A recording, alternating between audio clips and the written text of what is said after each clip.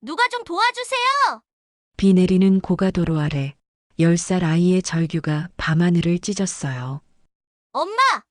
엄마! 눈 떠요? 피투성이가 된 여성을 끌어안고 오는 아이. 그 모습을 본 78세 재벌 회장 한도연은 차에서 내렸어요. 아이야, 괜찮을 거야. 정말요? 엄마 죽지 않죠? 아이가 떨리는 목소리로 물었을 때 한도연은 알지 못했어요. 자신 앞에 있는 이 여성이 그 사건 이후 쫓겨난 며느리라는 것을, 그리고 이 작은 아이가 자신의 손녀라는 것을 말이에요. 할아버지가 여기 있으니까 걱정 마. 하지만 더 충격적인 진실이 기다리고 있었어요. 그 모든 누명이 거짓이었다는 것. 그리고 진짜 범인이 바로 곁에 있었다는 것을요. 어디서 보고 계신지 댓글로 남겨주세요. 이제 시간은 그날 밤으로 거슬러 올라갑니다. 서울 시내 고층 빌딩들이 밤비에 젖어 반짝였어요. 한일그룹 회장실 창문 너머로 보이는 도심은 여전히 분주했죠. 하지만 78세의 한도연에겐 그 모든 것이 무의미했어요. 회장님, 오늘 일정이 모두 끝났습니다. 비서실장 김태식이 조심스럽게 말했어요. 한도연은 책상 위 금색 시계를 바라봤죠. 아내가 생전에 선물한 그 시계는 여전히 정확한 시간을 가리키고 있었어요. 수고했어요. 먼저 가세요. 한도연의 목소리는 낮고 침착했어요. 오랜 세월 권력의 정점에서 살아온 사람의 무게가 느껴졌죠. 김태식이 나간 후 그는 홀로 앉아 창밖을 바라봤어요. 그 사건이 일어난 지 10년이란 세월이 흘렀어요. 며느리 윤정은이 회사 금고에서 거액을 훔쳤다는 일 이후로 그는 가족과 단절했죠. 아들은 해외로 떠났고 손녀의 소식도 끊어졌어요. 그에게 남은 건 차갑게 돌아가는 회사뿐이었죠. 밤 10시가 넘어서야 한도연은 자리에서 일어났어요. 운전기사 박 씨가 지하주차장에서 기다리고 있었죠. 회장님, 집으로 바로 가시겠습니까? 그러세요. 검은색 벤츠가 서울 시내를 가로질러 갔어요. 빗방울이 차창에 부딪히며 흘러내렸죠. 한도연은 뒷좌석에서 눈을 감았어요. 피곤했어요. 아니, 그보다는 공허했죠. 그때였어요. 엄마, 엄마. 절규하는 아이의 목소리가 빗소리를 뚫고 들려왔어요. 박 기사가 급하게 브레이크를 밟았죠. 회장님, 앞에 사고가 난 것 같습니다. 한도연이 눈을 떴어요. 고가도로 아래쪽에서 누군가 울고 있었죠. 어린아이의 목소리였어요. 살려주세요. 누가 좀 도와주세요. 목청이 터져라 외치는 소리였어요. 한도연은 잠시 망설였죠. 평소라면 그냥 지나쳤을 거예요. 하지만 오늘은 달랐어요. 차 세워요. 예. 박 기사가 놀란 표정으로 뒤를 돌아봤어요. 차 세우라고 했어요. 한도연의 목소리는 단호했어요. 차가 천천히 갓길에 멈췄죠. 그는 문을 열고 내렸어요. 비가 그의 회색 코트를 적셨죠. 고가도로 아래로 내려가는 길은 좁았어요. 한도연은 손잡이를 짚으며 조심스럽게 계단을 내려갔어요. 비에 젖은 계단이 미끄러웠거든요. 가로등 불빛 아래로 충격적인 광경이 펼쳐졌죠. 10살쯤 되어 보이는 여자아이가 피투성이가 된 여성을 끌어안고 울고 있었어요. 엄마, 눈 떠요. 엄마. 아이의 목소리는 이미 쉬어 있었어요. 얼마나 오래 울었을까요? 여성은 의식을 잃은 채 아스팔트에 누워 있었죠. 머리에서 피가 흘러내렸어요. 한도연이 천천히 다가갔어요. 비에 젖은 구두가 무릉덩이를 밟으며 소리를 냈죠. 아이야. 조용한 목소리였어요. 하지만 아이는 놀라서 뒤돌아봤어요. 눈물과 빗물로 범벅이 된 작은 얼굴이었죠. 할아버지, 제발 우리 엄마 좀 도와주세요. 간절한 눈빛이었어요. 한도연은 무릎을 꿇고 여성의 상태를 살폈어요. 맥박은 약하지만 뛰고 있었죠. 그런데 그 순간이었어요. 여성의 얼굴을 보는 순간 한도연의 심장이 멈춘 것 같았어요. 피와 흙으로 더럽혀진 얼굴이지만 어딘가 낯익었어요. 아니, 낯익은 정도가 아니었죠. 이 사람이 설마 가슴 깊은 곳에서 무언가 올라왔어요. 오래전 기억이 되살아났죠. 하지만 확신할 수는 없었어요. 태식 씨, 한도연이 큰 소리로 불렀어요. 김태식이 급히 내려왔죠. 119에 신고하고 병원에 연락하세요. 지금 당장? 네, 회장님. 김태식이 재빠르게 전화를 걸었어요. 한도연은 자신의 코트를 벗어 여성에게 덮어줬어요. 그리고 아이를 바라봤죠. 아이야, 이름이 뭐니? 수민이요. 한수민이에요. 아이의 대답에 한도연은 또 한 번 충격을 받았어요. 한씨였어요. 혹시나 했던 생각이 확신으로 바뀌어 갔죠. 엄마 성함은 윤정은이에요. 그 순간 한도연의 세상이 무너졌어요. 윤정은, 그 사건 이후 사라진 며느리였어요. 그리고 이 아이는 그의 손녀였어요. 엄마가 깨어날까요? 수민이가 눈물을 흘리며 물었어요. 한도연은 아무 말을 할 수 없었어요. 목이 메었죠. 이 작은 손녀를 그동안 몰라보고 살았던 거예요. 구급차 사이렌 소리가 점점 가까워졌어요. 빨간 불빛이 빗속을 가르며 다가왔죠. 한도연은 수민이의 작은 손을 꼭 잡았어요. 괜찮을 거야. 할아버지가 있으니까. 그는 그때서야 알았어요. 이 비 내리는 밤이 단순한 우연이 아니라는 걸 말이에요. 그동안 굳게 닫아둔 마음의 문이 열리기 시작했죠. 구급대원들이 윤정은을 들것에 올렸어요. 한도연은 수민이를 조심스럽게 안아 올렸죠. 아이는 떨고 있었어요. 할아버지, 엄마 죽지 않죠? 아니야. 절대 그런 일은 없을 거야. 한도연의 목소리는 확신에 차 있었어요. 이제 그는 알았어요. 이 아이와 며느리를 지켜야 한다는 걸 말이에요. 그동안의 오해와 미움을 뒤로하고 말이죠. 구급차가 출발했어요. 한도연도 차에 올라탔죠. 그의 손에는 여전히 수민이의 작은 손이 들려 있었어요. 밖으로는 여전히 비가 내리고 있었지만 그의 마음속에는 희미한 빛이 켜지기 시작했어요. 서울대병원 응급실은 새벽 1시임에도 불구하고 분주했어요. 형광등 불빛 아래로 의료진들이 바쁘게 움직이고 있었죠.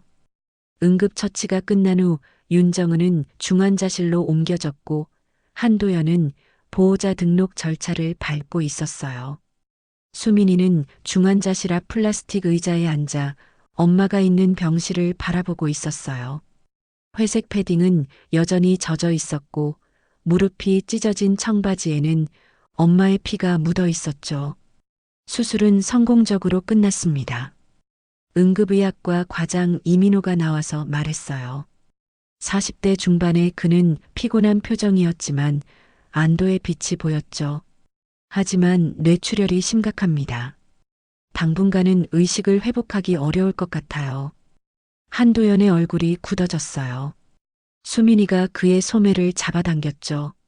할아버지, 엄마 괜찮다는 거죠? 그래, 수민아. 엄마는 이제 안전해. 하지만 한도연의 목소리는 확신에 차지 않았어요. 의사의 표정이 심각했기 때문이죠. 회장님, 환자분과 정확히 어떤 관계이신지 여쭤봐도 될까요? 이민호가 조심스럽게 물었어요. 한도연은 잠시 망설였죠. 그동안 사라진 며느리라고 말하기가 쉽지 않았어요. 가족입니다. 그렇다면 보험이나 치료비 문제는 모든 비용은 제가 부담하겠습니다. 최고의 치료를 받을 수 있도록 해주세요. 한도연의 말에 이민호는 고개를 끄덕였어요. 그는 한일그룹 회장이라는 걸 알고 있었죠. 알겠습니다. 중환자실에서 24시간 모니터링 하겠습니다. 의사가 나간 후 한도연은 수민이를 바라봤어요. 아이는 여전히 떨고 있었죠. 수민아, 배고프지 않니? 아니에요. 엄마가 깨어날 때까지 안 먹을 거예요. 굳은 표정으로 대답하는 아이였어요. 10살밖에 안 됐지만 어른스러운 면이 있었죠. 그때 수민이가 품 안에서 뭔가를 꺼냈어요. 작고 낡은 손수건이었죠. 한도연의 눈이 그것에 멈췄어요. 손수건은 오래되어 색이 바랬지만 모서리에 새겨진 문양이 선명했어요.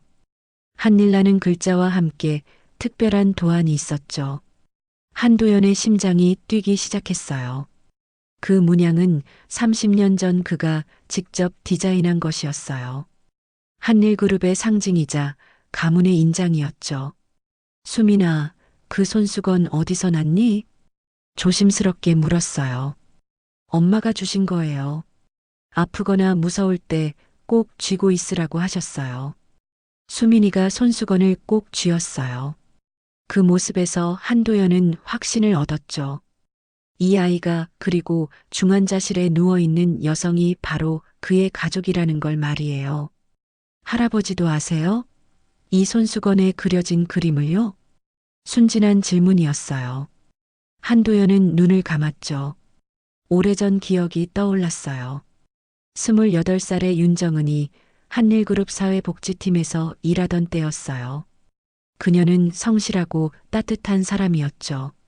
아들 도준이 그녀를 좋아한다고 했을 때 한도연도 반대하지 않았어요. 결혼식 날 그는 며느리에게 특별한 선물을 했었죠. 바로 그 손수건이었어요. 가문의 일원이 되었다는 의미였어요. 한일가의 며느리가 된 걸 환영해요. 이 손수건을 평생 간직하세요. 그때 정은이 눈물을 흘리며 고마워했던 모습이 생생했어요. 그런데 그 사건이 모든 것을 무너뜨렸어요. 회사 금고에서 5억 원이 사라진 일이었죠. 모든 증거가 정은을 가리키고 있었어요. 아버님, 정말 제가 한 일이 아니에요.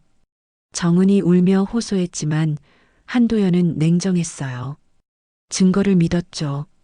며느리를 집에서 내쫓았고 아들은 아내를 따라 해외로 떠났어요. 그 이후로 한도연은 그들을 찾으려 하지 않았어요. 배신당한 상처가 너무 컸기 때문이었죠. 할아버지, 왜 우시세요? 수민이의 목소리에 한도연은 정신을 차렸어요. 언제부턴가 눈물이 흘러내리고 있었어요. 아니야, 할아버지는 괜찮아. 그는 손수건으로 눈물을 닦았어요. 그런데 그 손수건도 똑같은 문양이 새겨진 것이었죠. 중환자실 창문 너머로 정은이 보였어요. 각종 의료기기에 연결된 채 의식을 잃고 있었죠. 그동안의 세월이 그녀를 많이 바꿔놓았어요. 얼굴은 야위었고 손은 거칠어져 있었어요. 힘든 삶을 살아왔다는 게 한눈에 보였죠. 한도연은 창문에 손을 댔어요. 정은아, 그동안 내가 너무 늦었구나. 중얼거리는 목소리였어요. 가슴 깊은 곳에서 후회가 밀려왔죠. 할아버지, 엄마 얘기 아시는 것 같아요. 수민이가 예리하게 물었어요. 10살 아이치곤 너무 영민했어요. 그래, 할아버지가 엄마를 알아. 그럼 왜? 이제야 오셨어요. 엄마는 계속 기다렸는데 수민이의 목소리에 원망이 섞여 있었어요. 한도연은 할 말을 잃었죠. 그때 김태식이 병원에 도착했어요. 회장실에서 급히 챙겨온 옷가지를 들고 있었죠. 회장님, 갈아입으실 옷 가져왔습니다. 고마워요. 그런데 태식 씨, 이 아이가 우리 수민이에요. 김태식의 눈이 커졌어요. 그동안 사라진 어린 손녀였기 때문이죠. 정말 수민 양이십니까? 네, 아저씨 안녕하세요. 수민이가 작게 인사했어요. 김태식은 감격했어요. 그도 수민이를 어릴 때부터 봐왔거든요. 정말 많이 컸네요. 예전엔 그렇게 작았는데. 태식 씨, 정은이 상태는 어떻다고 들었어요? 한도연이 조심스럽게 물었어요. 의사 선생님 말씀으로는 당분간 의식 회복이 어렵다고 하더군요. 하지만 생명엔 지장 없다고 합니다. 다행이라는 표정이었어요. 그런데 수민이가 갑자기 울음을 터뜨렸어요. 엄마가 안 깨어나면 어떻게 해요? 저 혼자 어떻게 살아요? 절망적인 울음소리였어요. 한도연은 아이를 품에 안았죠. 괜찮아, 수민아. 할아버지가 있잖아. 이제 혼자가 아니야. 정말요? 할아버지가 저버리지 않을 거예요? 절대 그런 일은 없어. 약속할게. 한도연의 목소리는 진심이었어요. 그동안 되찾은 가족을 다시 잃을 순 없었어요. 새벽 3시가 되어서야 병원이 조용해졌어요. 수민이는 한도연의 품에서 잠이 들었어요. 작고 연약한 몸이 여전히 떨리고 있었죠.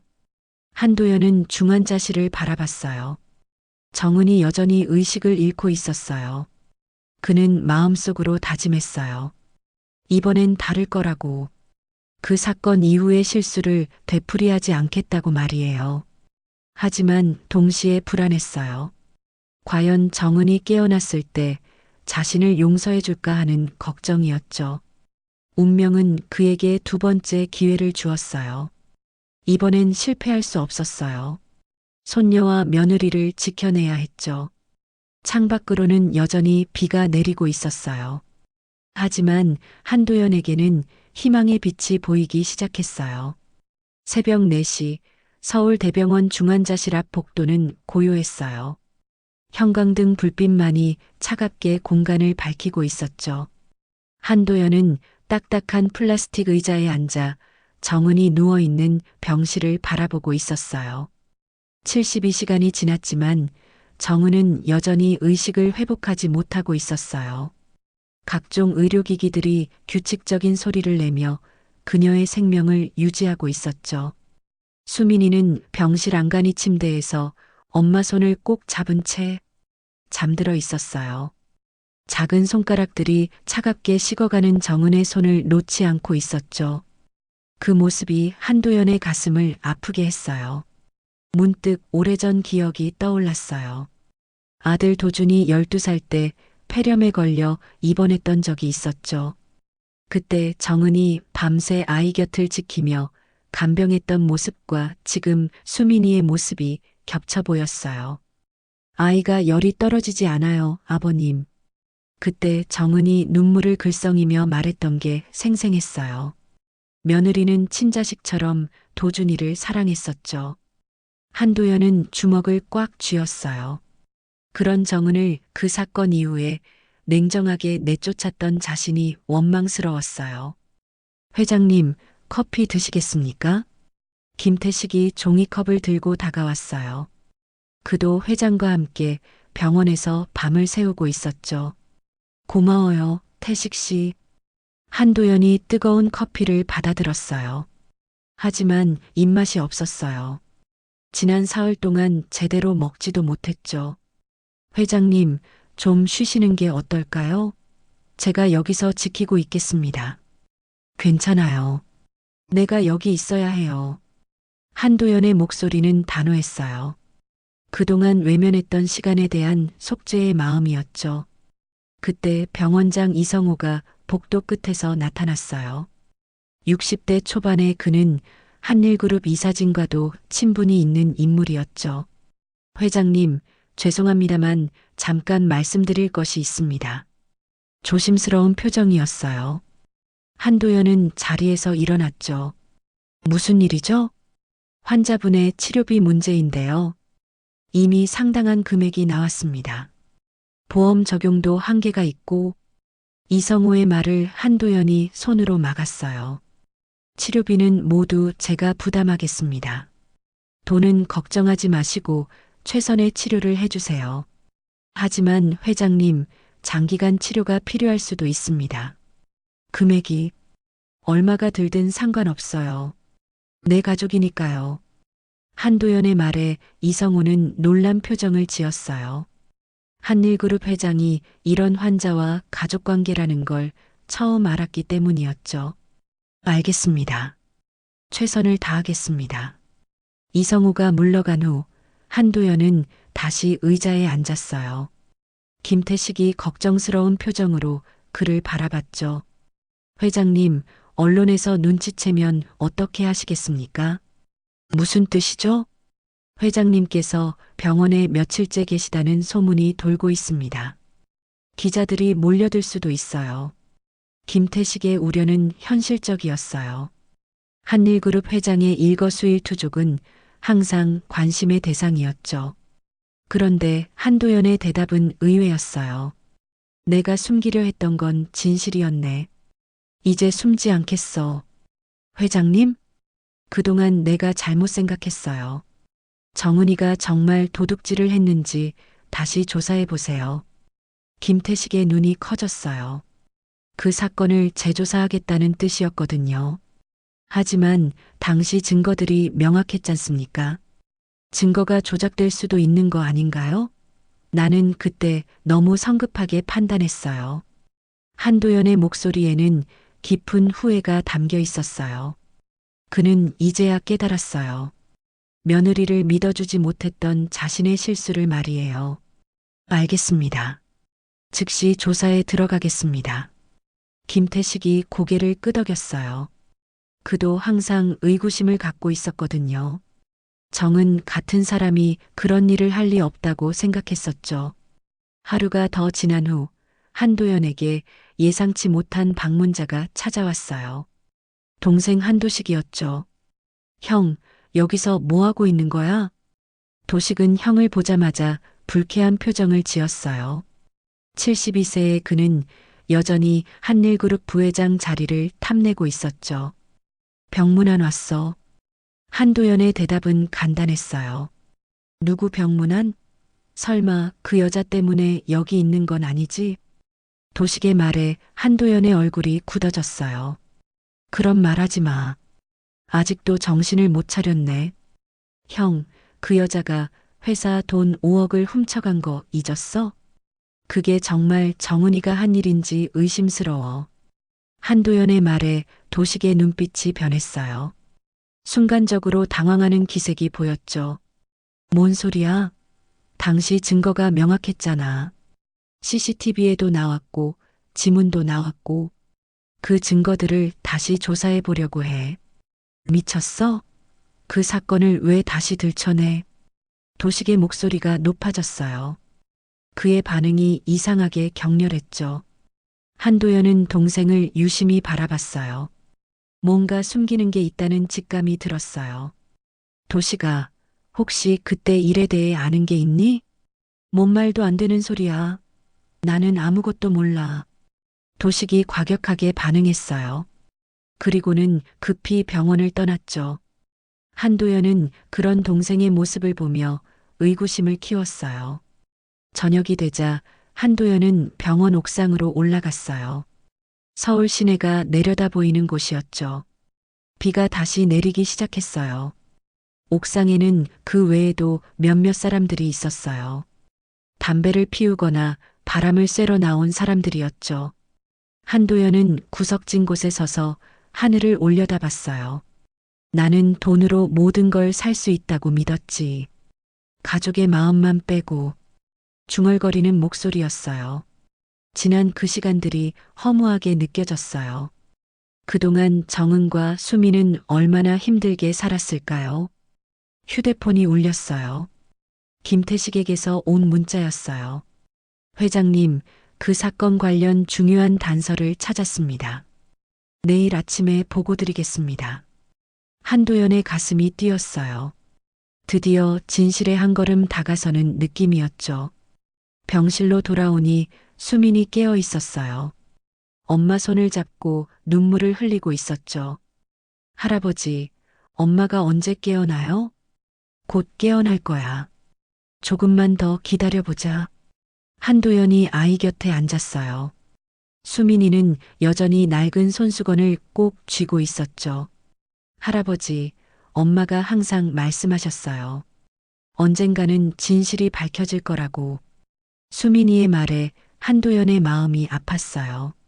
정은이 그동안 억울함을 참고 살았다는 뜻이었거든요. 그래, 수민아. 할아버지가 꼭 진실을 밝혀낼게.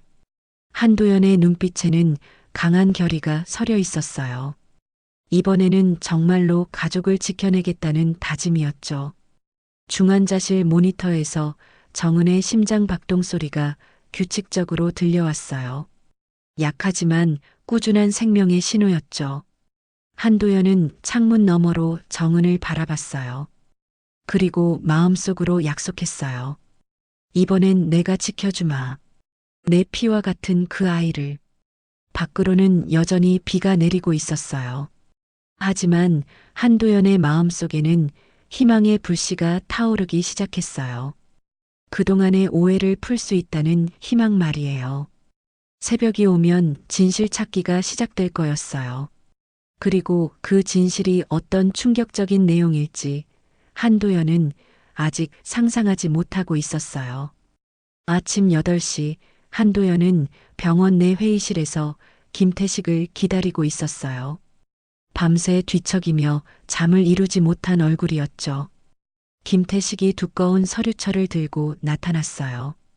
회장님, 조사 결과를 가져왔습니다. 어떻게 됐어요? 한도연의 목소리는 긴장감으로 떨리고 있었어요. 먼저 뺑소니 사고부터 말씀드리겠습니다. 가해자를 찾았어요. 김태식이 서류를 펼쳤어요. 그 안에는 CCTV 사진과 차량 번호가 선명하게 찍혀 있었죠. 한일건설 협력사 대표 도재훈입니다. 그날 밤 술자리에서 만취 상태로 운전하다가 사고를 냈어요. 한도연의 주먹이 꽉 쥐어졌어요. 그런 인간이 정은과 수민을 그 지경으로 만들었다는 게 분노를 불러일으켰죠. 증거는 확실한가요? 네, 주변 건물 CCTV와 블랙박스 영상까지 확보했습니다. 결정적으로 도재훈의 차량에서 충돌 흔적도 발견됐어요. 김태식이 사진을 보여줬어요. 검은 BMW 앞범퍼가 찌그러진 모습이었죠. 그런데 회장님, 이상한 점이 있습니다.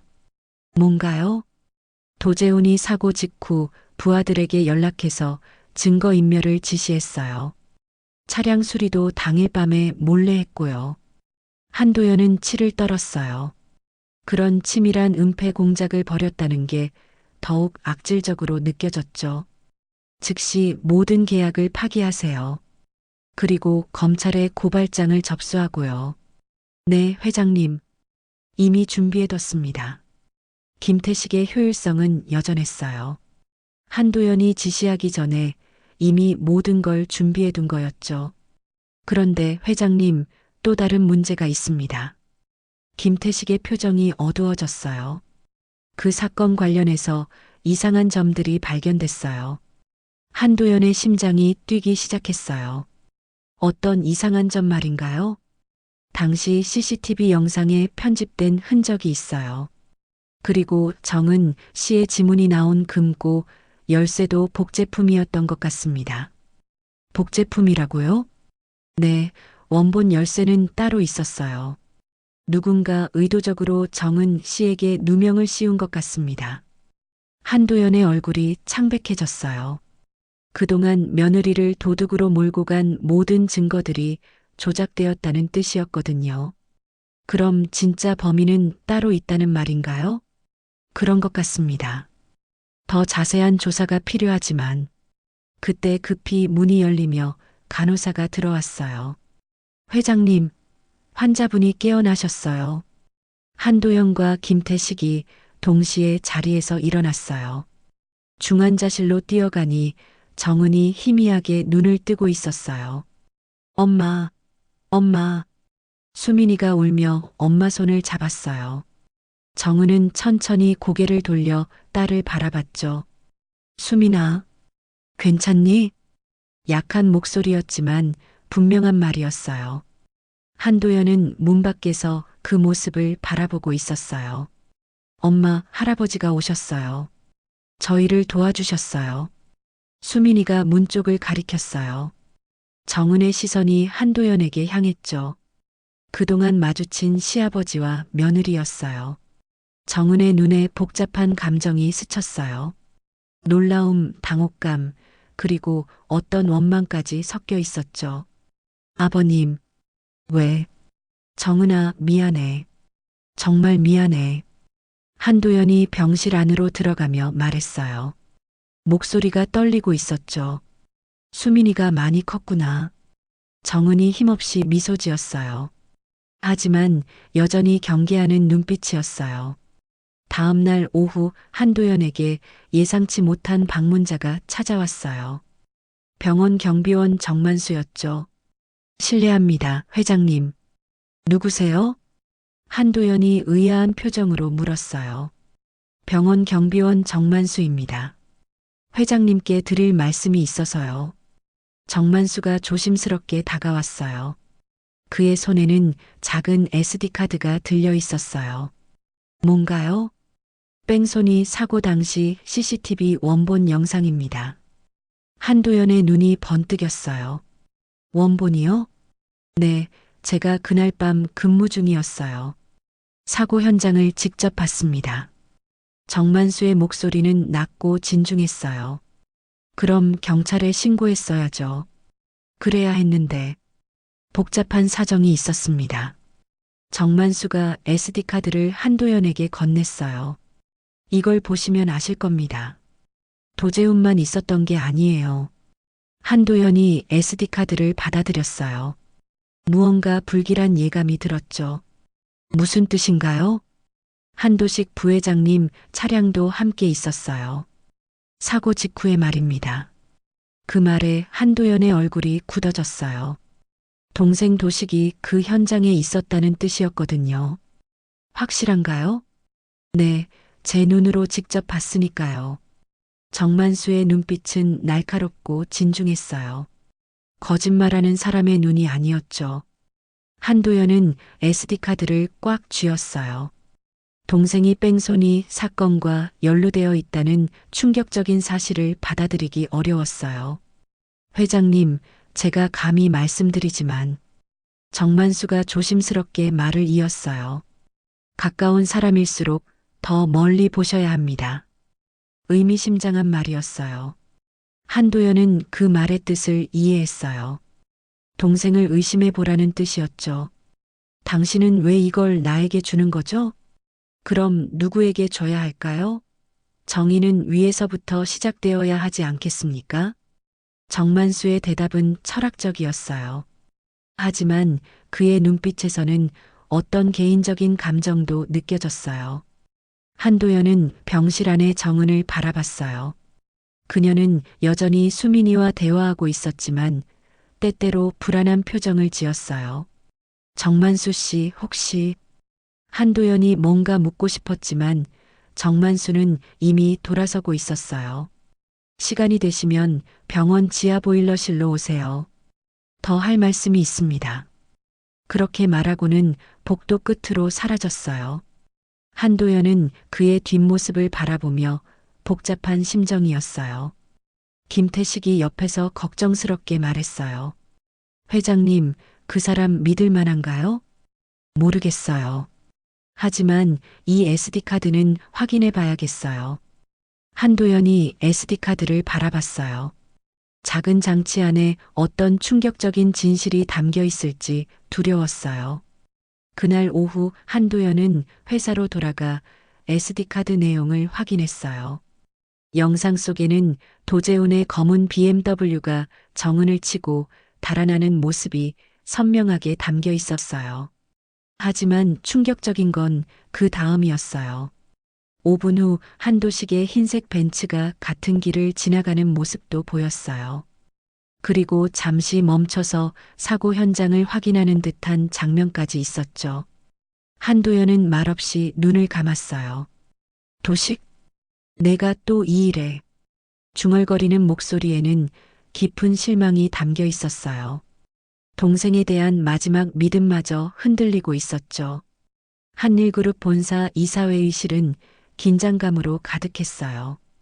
길다란 회의 테이블을 사이에 두고 임원들이 마주 앉아 있었죠.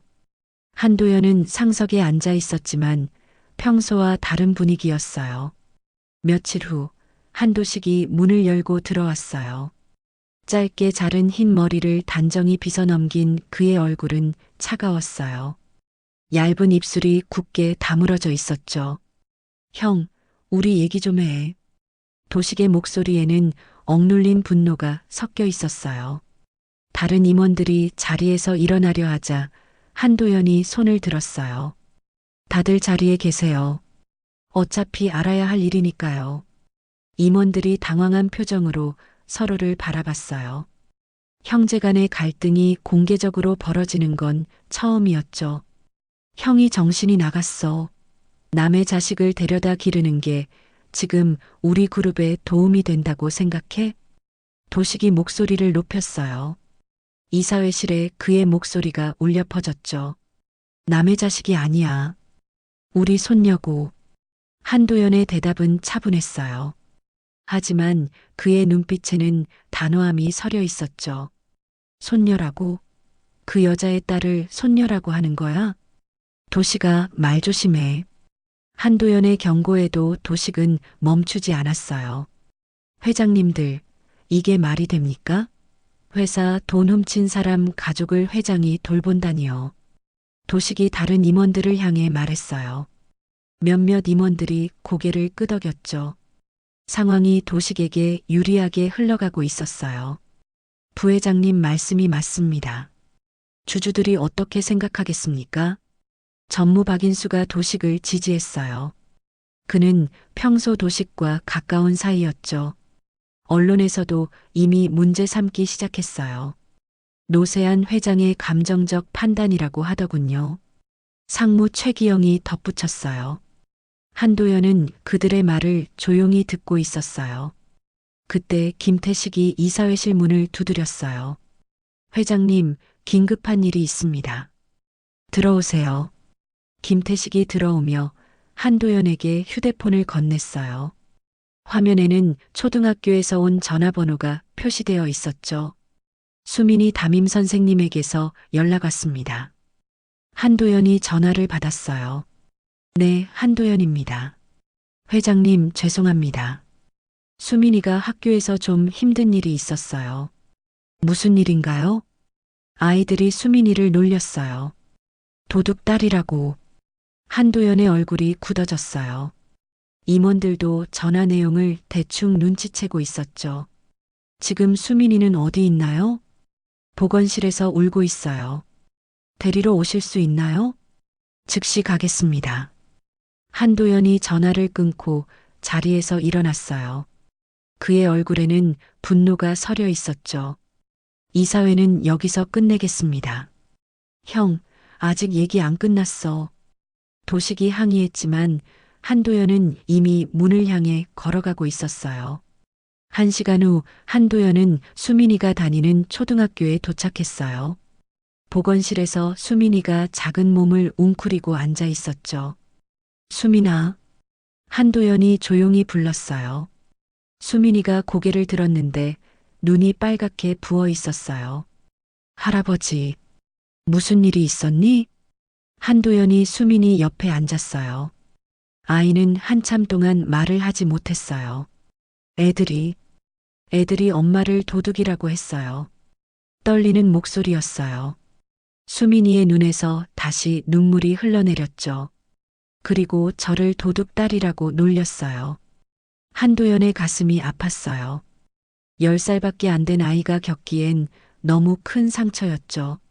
수민아, 엄마는 도둑이 아니야. 할아버지가 확실히 해줄게. 정말이에요? 그래, 약속할게. 한도연이 수민이를 안아줬어요. 작고 떨리는 몸이었죠. 집으로 돌아오는 길에 한도연의 마음은 분노로 끌어올랐어요. 그동안 방치했던 진실 때문에 무고한 아이가 상처받고 있었어요. 태식 씨. 네, 회장님. 정만수 씨 연락처 알아요? 네, 병원 경비실에 문의하면 됩니다. 두 분 다 내일 아침에 만나고 싶다고 전해주세요. 무슨 일이신가요? 그 사건을 전부 다시 조사할 겁니다. 한도연의 목소리는 단호했어요. 이제 더 이상 미룰 수 없었어요. 그날 밤 한도연은 서재에서 혼자 앉아 있었어요. 책상 위에는 그 사건 자료들이 쌓여 있었죠. 그는 하나하나 다시 살펴봤어요. 당시 증거들을 보니 확실히 이상한 점들이 있었어요. 너무 완벽했죠. 마치 누군가 의도적으로 만든 것 같았어요. 문득 도식의 얼굴이 떠올랐어요.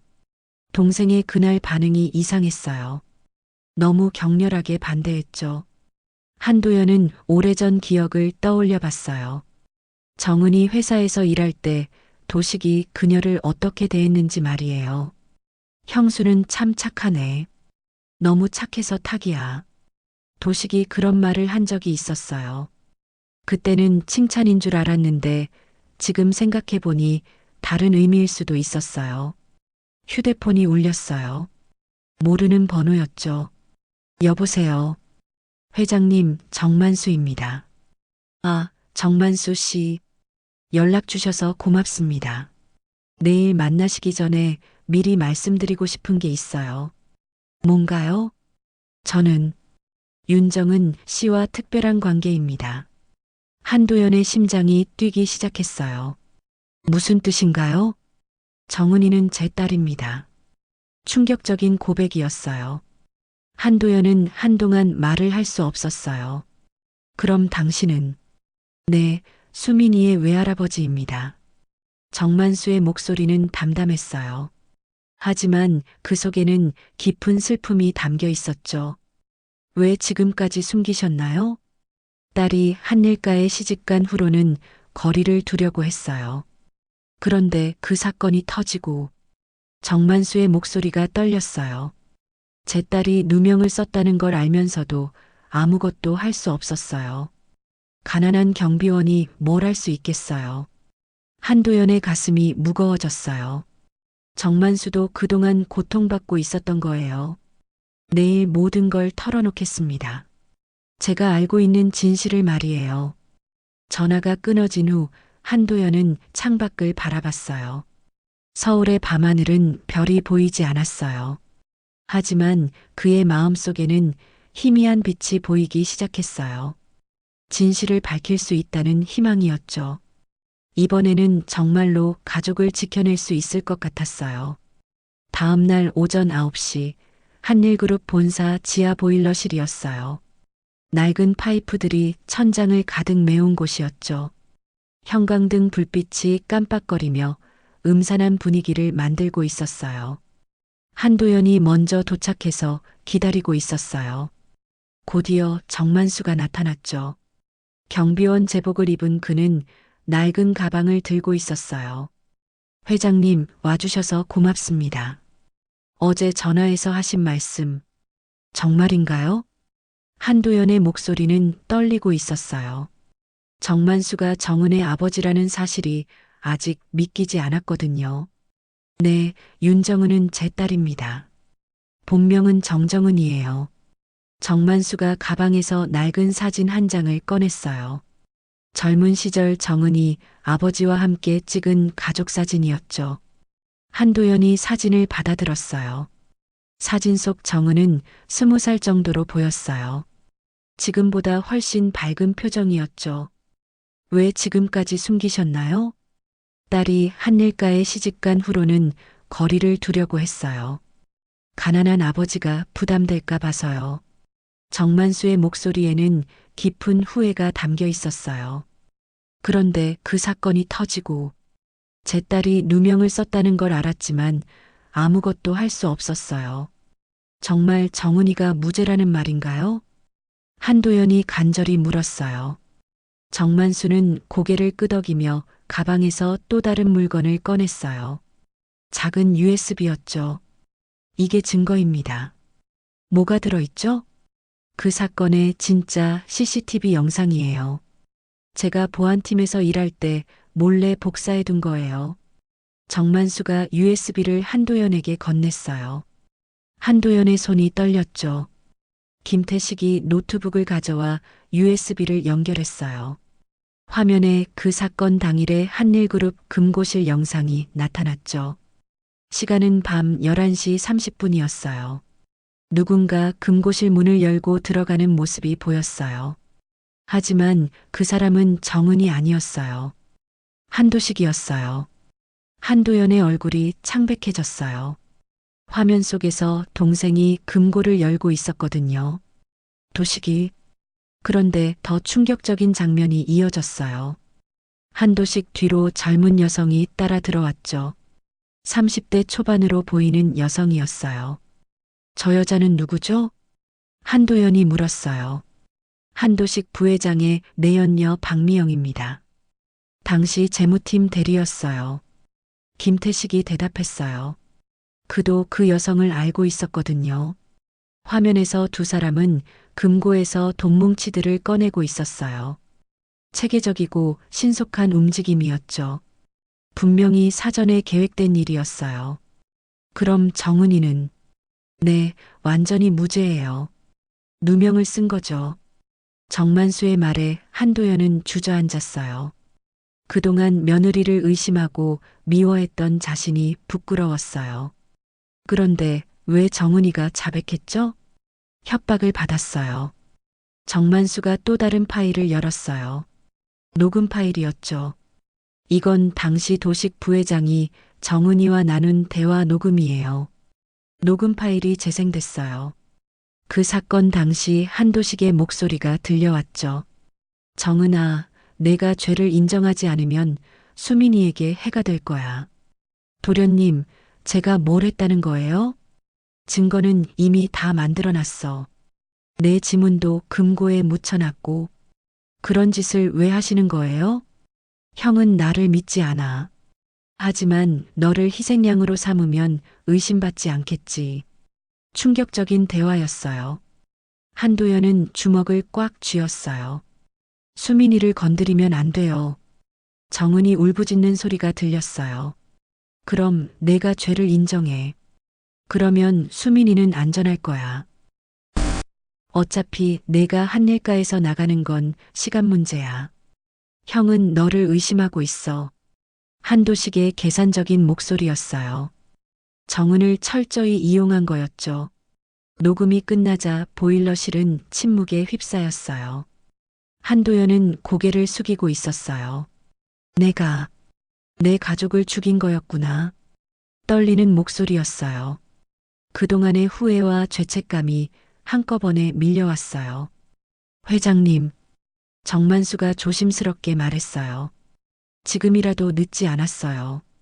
진실을 밝히세요. 한도연이 고개를 들었어요. 눈에는 결의가 서려 있었어요. 그럴게요. 반드시 그럴 거예요. 다음 날 오후 2시 한일그룹 이사회의실이었어요. 긴급 이사회가 소집됐죠. 임원들이 하나둘 자리에 앉았어요. 한도식도 평상시와 다름없는 표정으로 들어왔어요. 하지만 한도연의 눈빛이 예사롭지 않다는 걸 눈치챘죠. 오늘 이사회는 매우 중요한 안건을 다루겠습니다. 한도연이 일어서서 말했어요. 그 사건에 대한 진실을 공개하겠습니다. 한도식의 얼굴이 굳어졌어요. 다른 임원들은 의아한 표정이었죠. 김태식이 노트북을 연결했어요. 대형 스크린에 CCTV 영상이 나타났죠. 이건 한도식이 일어서려 했지만 한도연이 손으로 제지했어요. 끝까지 보세요. 영상에서 한도식과 박미영이 금고에서 돈을 훔치는 모습이 선명하게 보였어요. 임원들이 충격을 받았어요. 이건 조작된 영상이야. 형, 나를 모함하는 거야? 한도식이 소리쳤어요. 조작이라고요? 그럼 이것도 조작인가요? 한도연이 녹음 파일을 재생했어요. 한도식이 정은을 협박하는 음성이 회의실에 울려 퍼졌죠. 도련님, 제가 뭘 했다는 거예요? 증거는 이미 다 만들어놨어. 내 지문도 금고에 묻혀놨고. 한도식의 얼굴이 새하얗게 변했어요. 다른 임원들도 경악을 금치 못했어요. 형, 이건 정말 아니야. 그만해요, 도식아. 이제 더 이상 변명하지 마세요. 한도연의 목소리는 차갑고 단호했어요. 그동안 무고한 사람에게 죄를 뒤집어 씌우고 살았잖아요. 나는 한도식이 말을 잇지 못했어요. 증거가 너무 명확했거든요. 경찰에 신고했습니다. 곧 체포될 거예요. 한도연의 말에 한도식은 절망적인 표정을 지었어요. 그때 회의실 문이 열리며 경찰들이 들어왔어요. 수갑을 든 형사들이었죠. 한도식 씨 횡령과 무고 혐의로 체포합니다. 한도식이 수갑에 채워졌어요. 그는 마지막으로 형을 바라봤어요. 형, 미안해. 늦었어요. 한도연의 대답은 냉정했어요. 그동안의 배신에 대한 분노가 담겨 있었죠.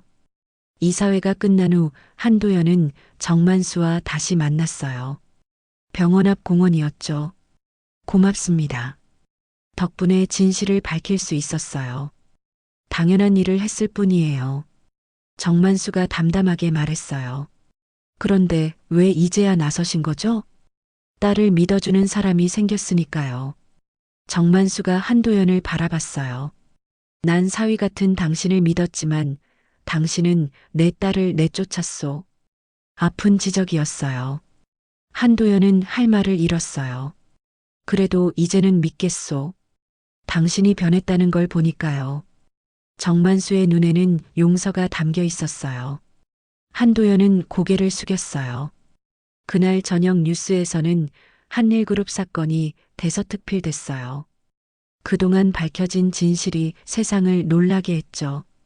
한도연은 병원에서 정은과 수민을 만났어요. 정은은 이제 많이 회복된 상태였어요. 정은아, 정말 미안해. 내가 너무 어리석었어. 한도연이 고개를 숙이며 사과했어요. 이제 그만하세요, 아버님. 진실이 밝혀졌으니까요. 정은의 목소리는 따뜻했어요. 그동안의 원망을 내려놓은 것 같았어요. 수민이가 할아버지 손을 잡았어요. 이제 엄마가 도둑이 아니라는 걸 모두가 알게 됐어요. 그래, 수민아. 이제 당당하게 살 수 있어. 한도연의 목소리에는 안도가 담겨 있었어요. 드디어 가족을 되찾았다는 기쁨이었죠. 하지만 그는 아직 모르고 있었어요.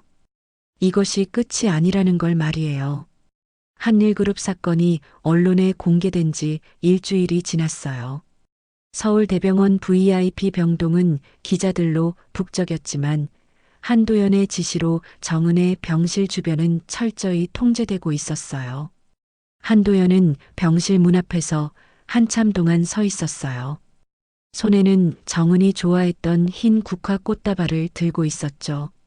그동안의 재회였지만 여전히 마음이 무거웠어요. 김태식이 뒤에서 조심스럽게 말했어요. 회장님, 들어가시겠습니까? 조금 더 기다리게. 한도연의 목소리는 떨리고 있었어요. 용서를 구해야 한다는 부담감이 컸거든요.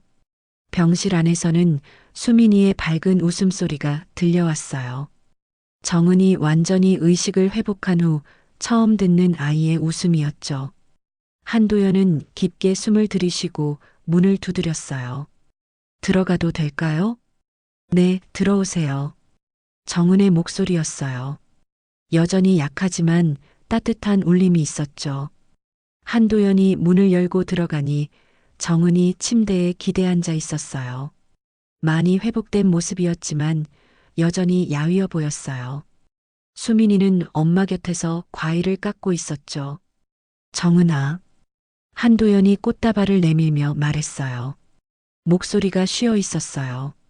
고마워요, 아버님. 정은이 꽃다발을 받으며 미소를 지었어요.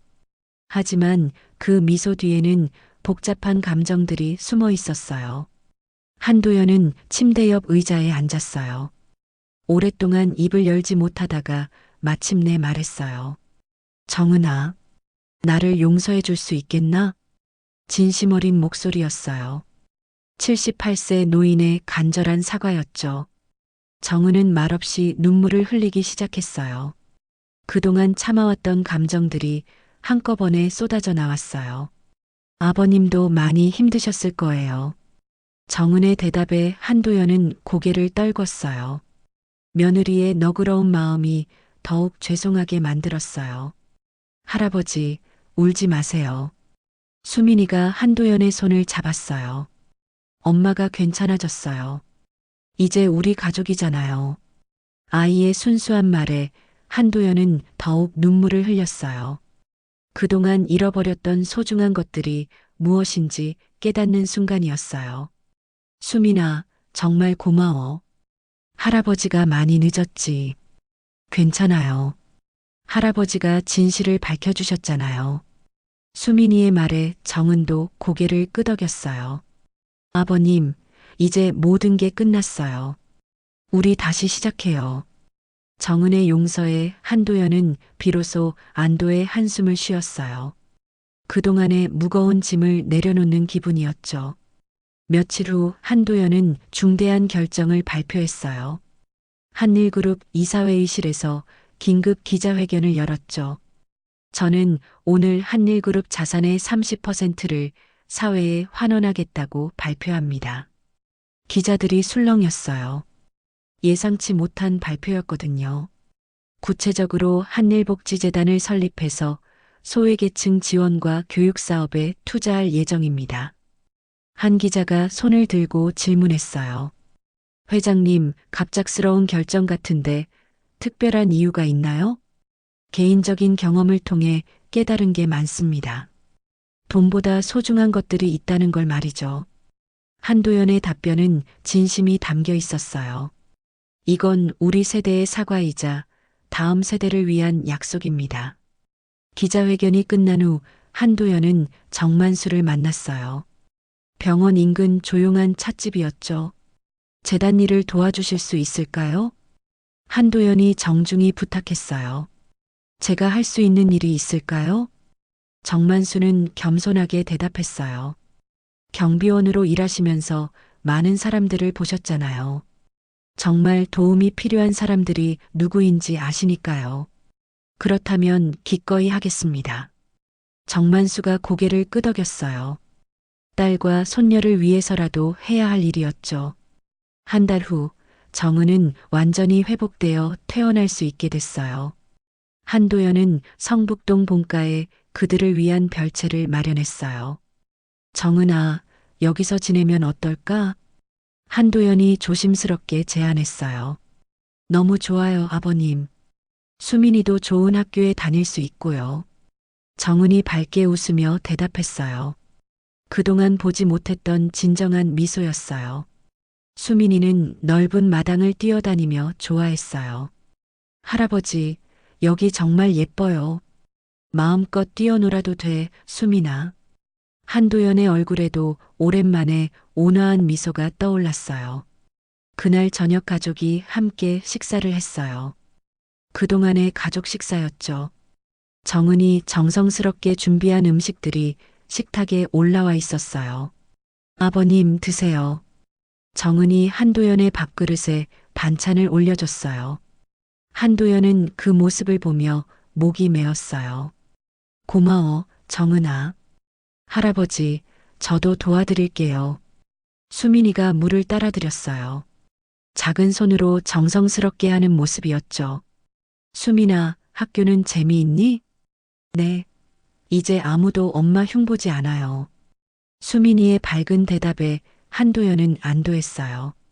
아이가 더 이상 상처받지 않는다는 게 다행이었어요. 며칠 후 한도연은 옛 동료들과 만났어요. 한일그룹 원로 이사들이었죠. 도연이 정말 잘한 결정이야.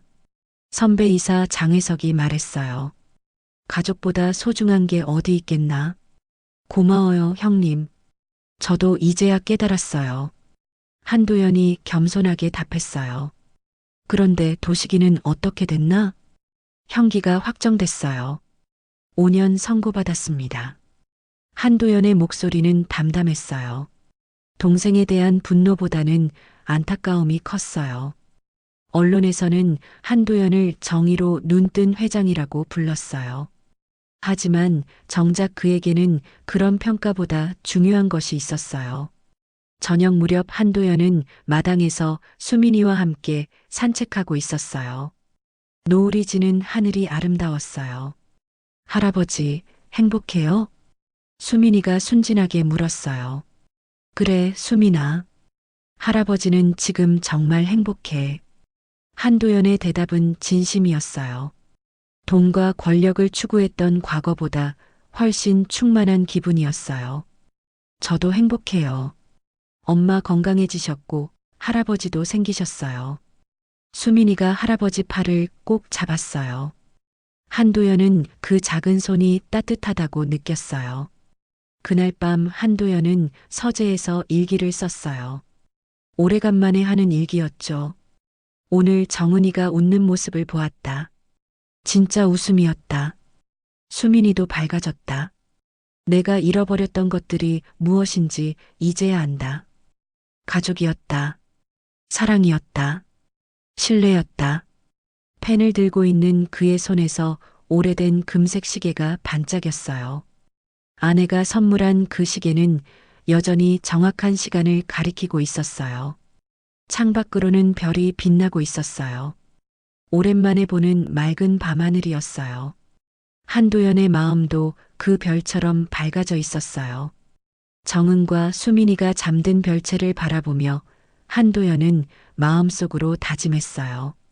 이제는 정말로 가족을 지키겠다고, 다시는 놓치지 않겠다고 말이에요. 그의 눈빛에는 오랜 시간 묵은 미움 대신 따뜻함이 자리했어요.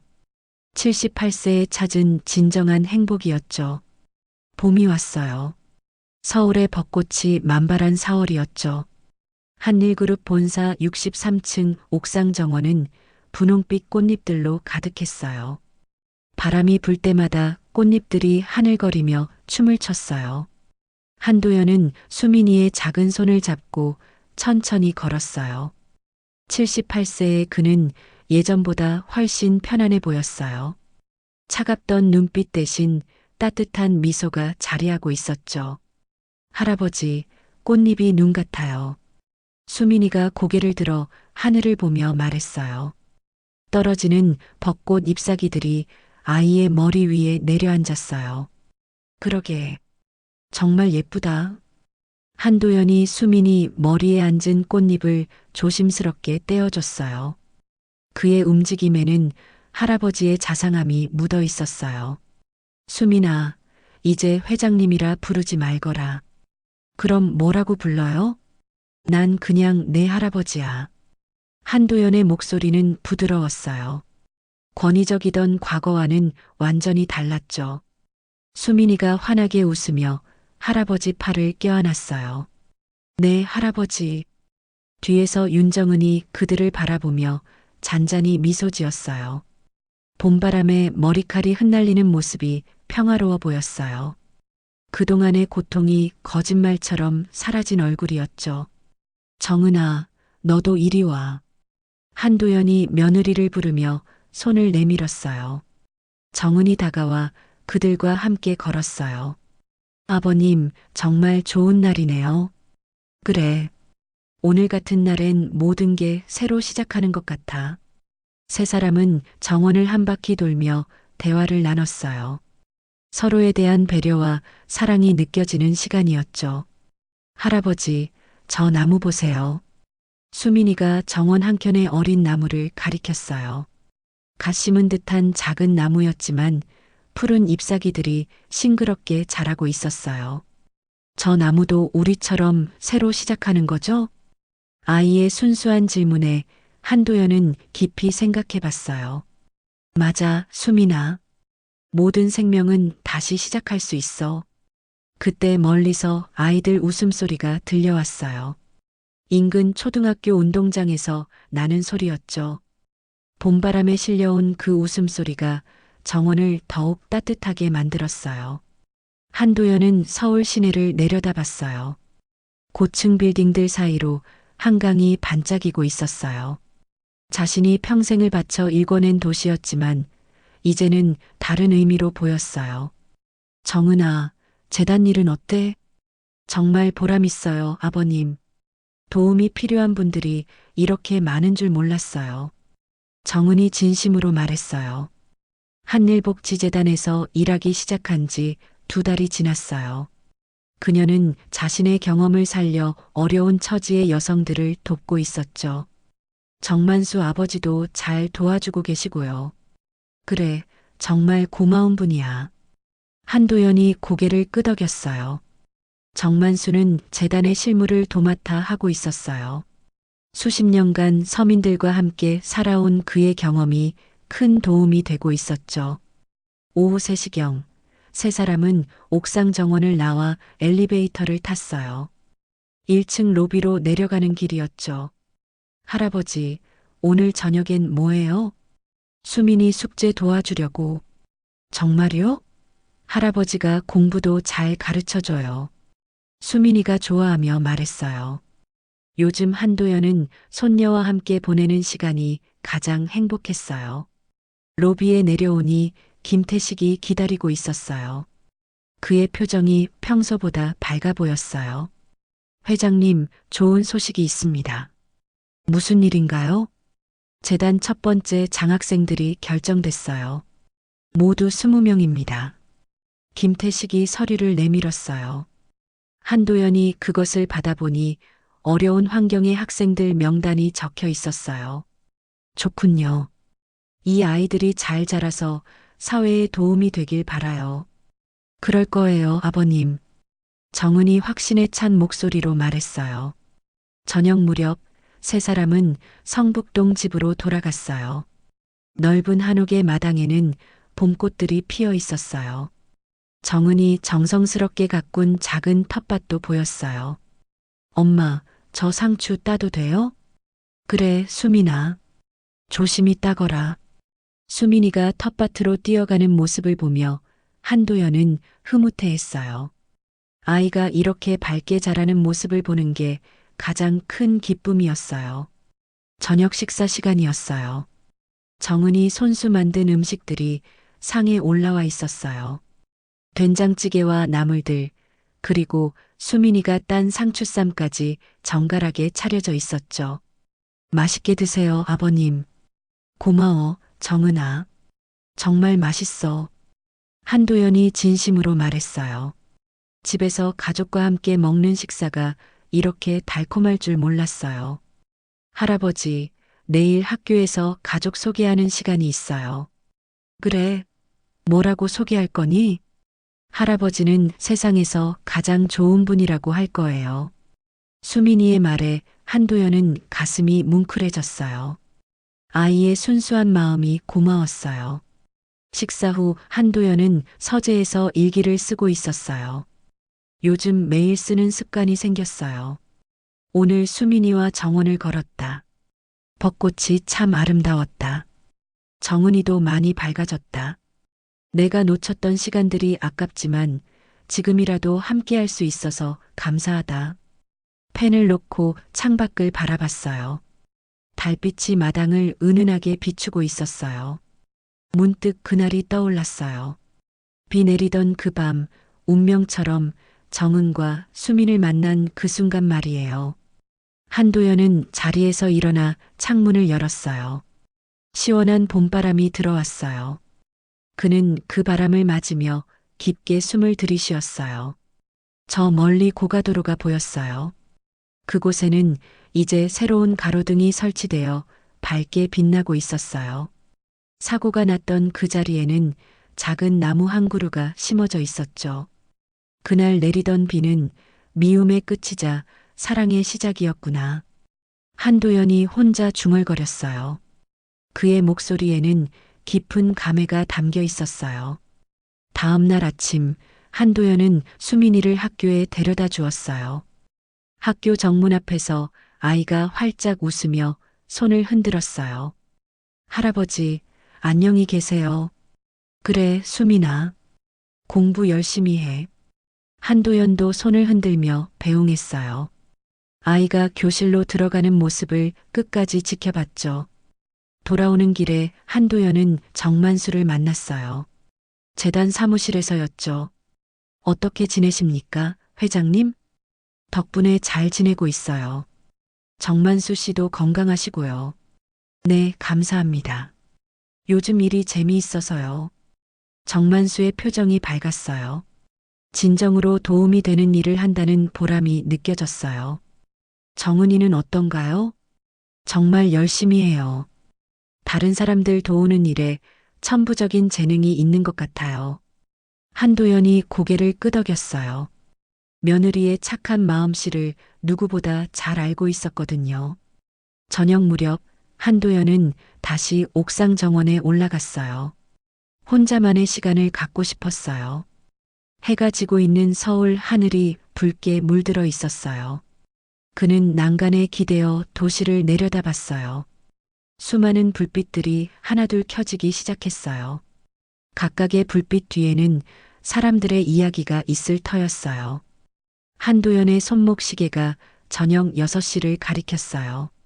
아내가 선물한 그 시계는 여전히 정확한 시간을 알려주고 있었어요. 당신도 기뻐하겠지? 우리가 다시 가족이 된 걸 말이야. 한도연이 하늘을 보며 돌아가신 아내에게 말했어요. 구름 사이로 별 하나가 반짝이는 게 보였어요. 그때 뒤에서 발걸음 소리가 들렸어요. 정은과 수민이었어요. 할아버지, 여기 계셨네요. 왜 안 내려오세요? 저녁 준비됐어요. 수민이가 할아버지 손을 잡으며 말했어요. 그래, 내려가자. 세 사람이 함께 엘리베이터를 탔어요. 거울에 비친 그들의 모습은 평범하지만 행복한 가족이었어요. 그날 밤 한도연은 잠자리에서 마지막 생각을 했어요. 78년을 살아오면서 진정한 행복이 무엇인지 이제야 깨달았다고 말이에요. 창밖으로 봄비가 내리기 시작했어요. 하지만 이번엔 슬픔의 비가 아니었어요. 새로운 생명을 키우는 단비였죠. 그 비가 한도연 인생 마지막 눈물이 되어 조용히 흩어져 갔어요.